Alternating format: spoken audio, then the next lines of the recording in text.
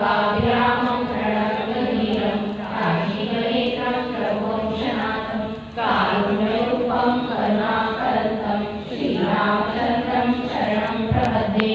नमोऽयमारुतदैवं जितेन्द्रियं बुद्धिमतां वरिष्ठं वातात्मजं वादयुक्तं श्रीरामदूतं शरणं प्रपद्ये।